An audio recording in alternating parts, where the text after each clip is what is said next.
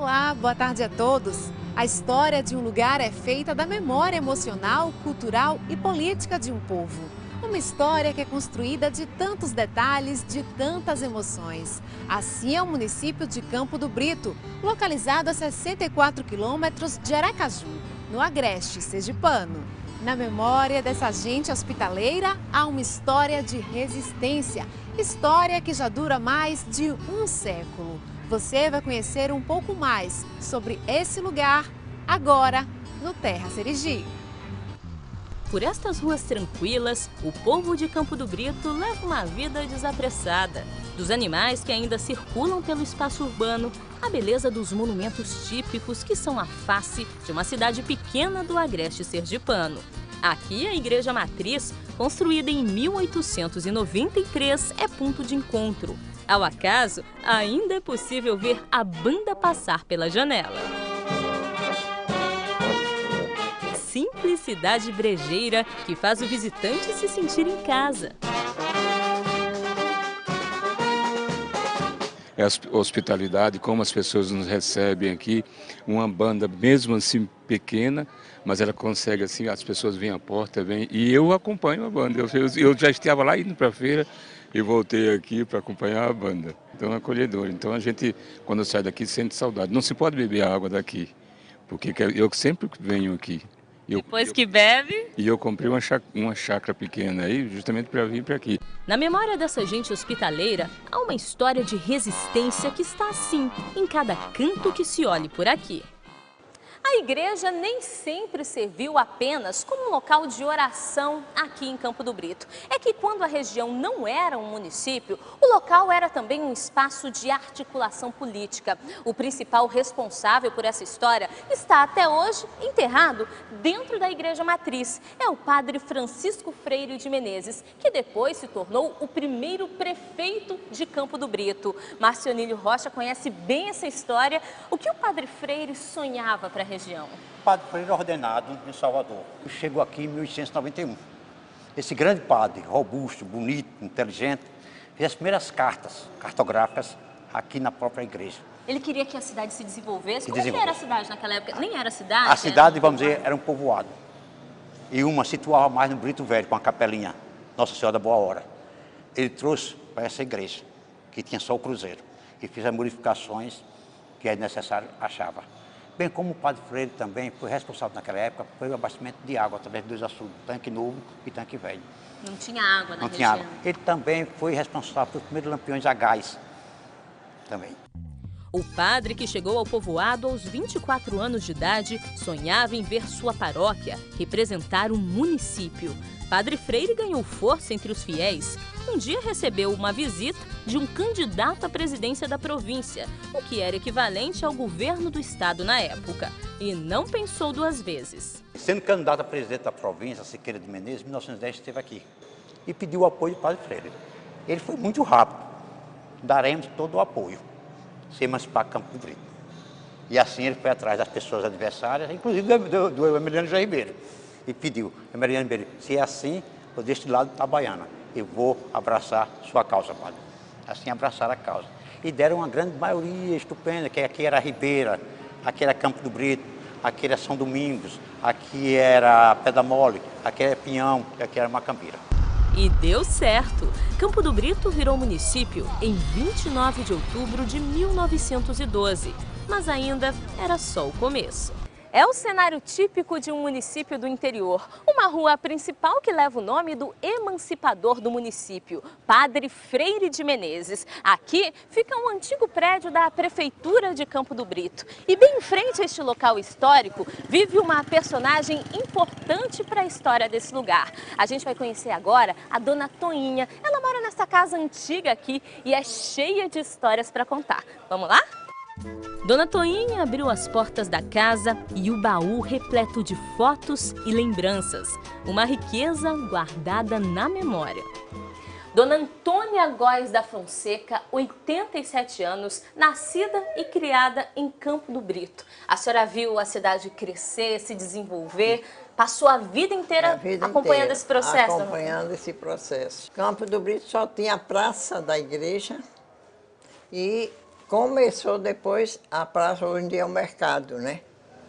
O resto era só de sítios. Essa foto aqui chama a atenção. Olha só, foi tirada aqui em Campo do Brito, não tem data, aqui está escrito 67, mas não se sabe exatamente a data. Mas isso aqui era uma lavanderia? Como é que funcionava, dona Toinha? Lavanderia, isso aí meu pai fez essa lavanderia porque tinha um tanque na frente. E ele encanou a água do tanque para a lavanderia, né? Coisa em cima, né? Era uma lavanderia pública? Pública. Por que era preciso isso? Porque não tinha, aqui em Campo do Brito não tinha água, né? Não tinha água. Tinha que ser nos riachos para lavar. O pai de Dona Toinha foi um dos primeiros prefeitos de Campo do Brito, Graciliano Apolônio da Fonseca, em uma época em que faltava o básico na região, como água e energia elétrica. Na seca 32, aqui foi bem atendido por um prefeito, chamado Dorival Calazans de Almeida. Em 46, foi Meliano José Ribeiro. Depois, por Francisco Vieira da Paixão.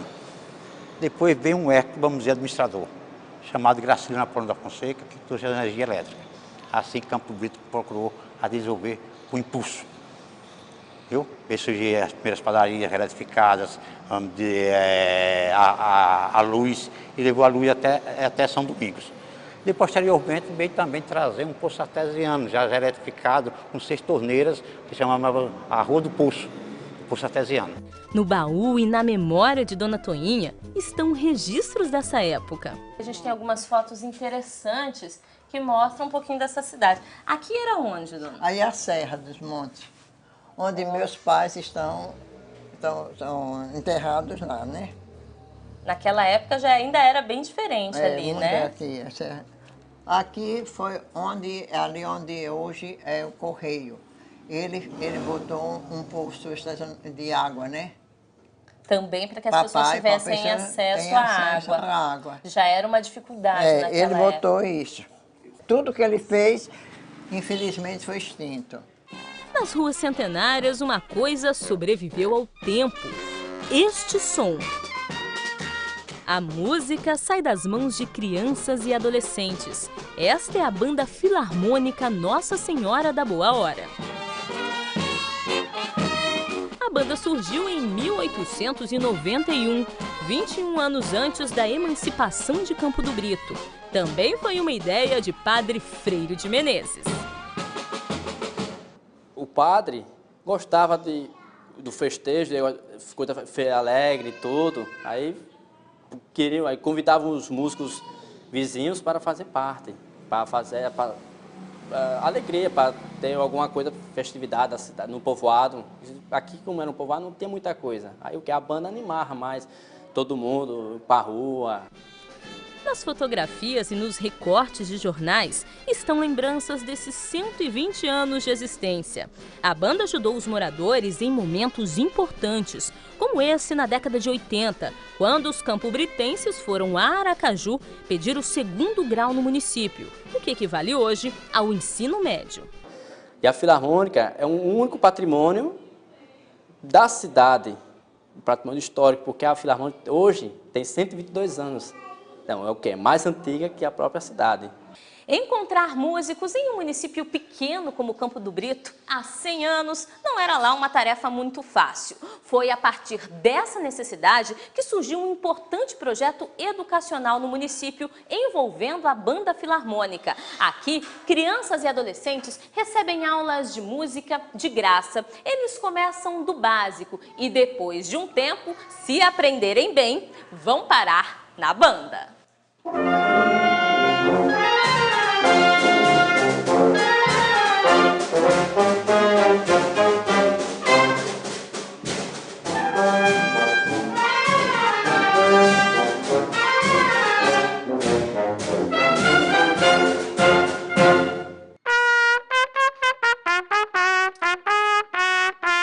Armândio, aos 12 anos, já se arrisca. Eu achava difícil, mas depois eu fui descobrindo que era fácil. Demorei um pouco para se interessar, mas depois consegui. E hoje, manda bem no instrumento. Mando. Então toca um pouquinho aí pra gente ver.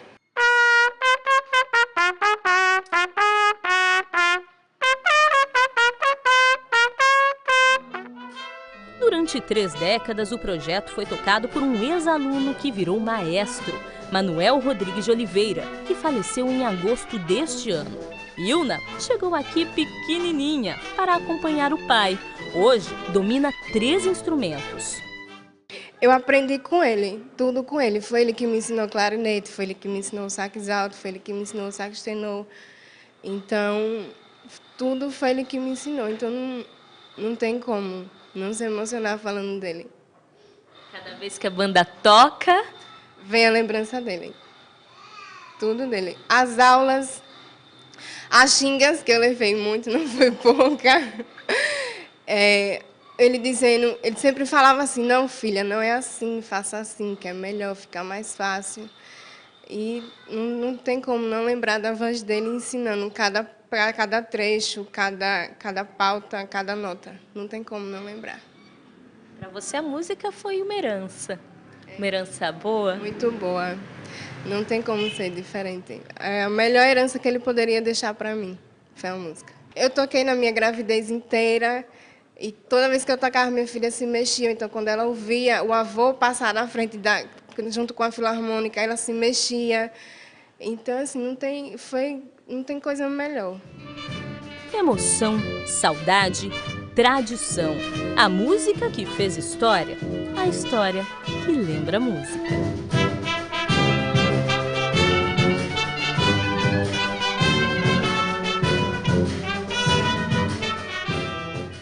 No bloco anterior, você conheceu um pouco da história de Campo do Brito, município emancipado há 101 anos. Agora você vai ver que o tempo trouxe mudanças a hábitos do passado.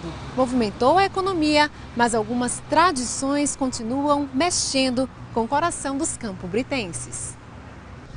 101 anos, tempo que faz tudo mudar.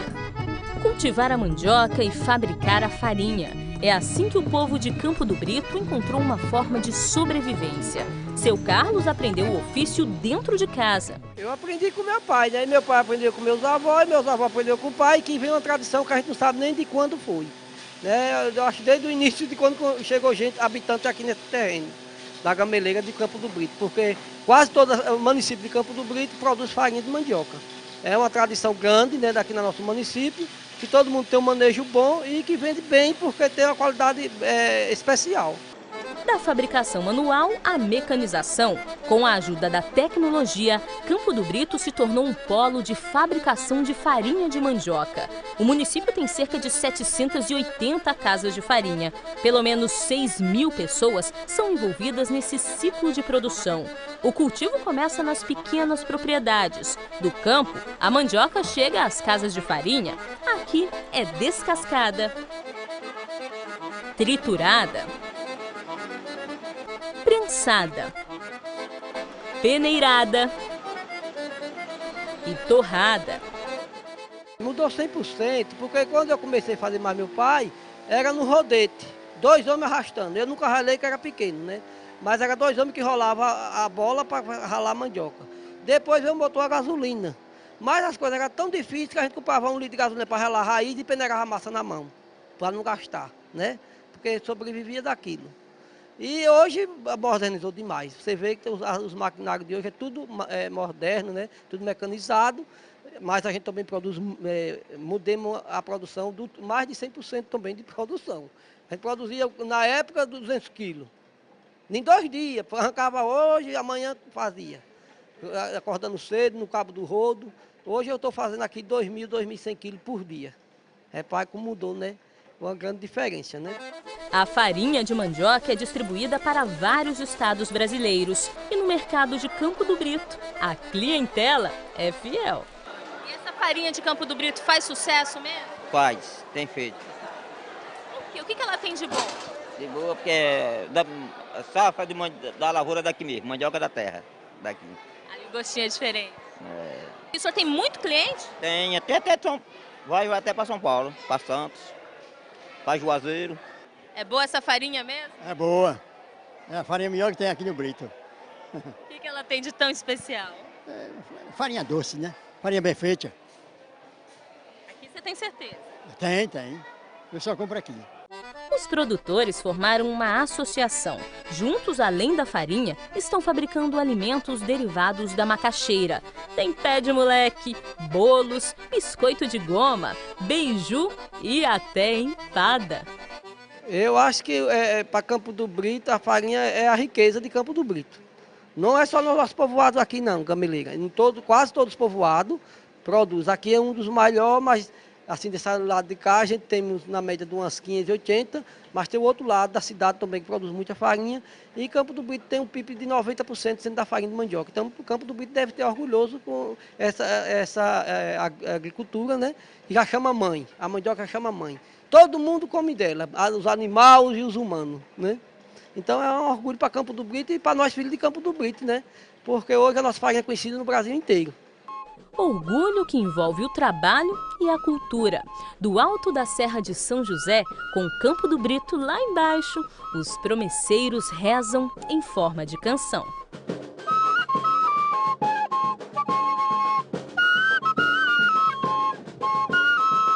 Agradeço a Deus, nós estamos aqui, todos em paz, certo? E a toda a população de Campo do Brito, que sempre procura a gente. Em todos os dias que a gente está precisando de fazer uma festa, a gente chega aí a Campo do Brito, todo mundo recebe a gente, nós fazemos a festa com muito orgulho e com gosto, sabe? De pai para filho, de avô para neto. Assim como uma herança de família, os músicos da Banda de Pífano aprendem a unir fé e melodia. Nós toca na igreja, nós toca em acompanhamento, uma procissão. Começou com quem? Nós mesmo começamos já com os pais da gente. Nós era criancinha, ele não deixava a gente tocar. Aí nós que fazia, nós pegava esses canos de mamoneira, fazia aquelas gaitas, né? Que aqui chama gaita, né? Nós fazia e nós ficava tocando. Cano de abóbora. Certo? A gente pegava e ficava tocando. Depois nós crescemos, aí nós chegávamos nos pés de serra, tirava bambu, pegava uma fazia de bambu, e já não quebrava, né? Aí nós continuamos. Aí quando foi depois, aí ele chegou e disse, não vamos deixar essa tradição acabar não, porque acabou, estava acabando, estava morrendo por uma vez. Não vamos deixar não, nós vamos continuar. Eu digo, dá certo, rapaz, eles dá certo. Vamos começar. Aí nós começamos a tocar. Depois chegou esses dois meninos, nós chamamos eles. E essa aqui é o pai desse outro aqui, é Justino e é Dedé, né? Tudo em família. É tudo em família, exatamente. Subir o morro cantando e rezando é um hábito que os campobritenses repetem ao menos uma vez ao ano. A festa de São José foi criada para pedir a chuva, mas ganhou fama de milagreira. Tenho fé no santo. No dia da festa, participo da festa, acendo vela e tenho fé em São José. Já teve pedido atendido? Com certeza. Eu não, várias pessoas aqui é devoto de São José. A população quase toda de Campo Brito, município tudo geral. A Capelinha de São José funciona como uma espécie de museu de ex-votos. São fiéis que fizeram pedidos e foram atendidos. Aqui a gente encontra pedaços, representações dessas histórias. São esculturas, santos, fitinhas amarradas às imagens da capela. Ali, esculturas lembram curas que foram atendidas. São exemplos da cultura de um povo que soube preservar com alegria as próprias tradições.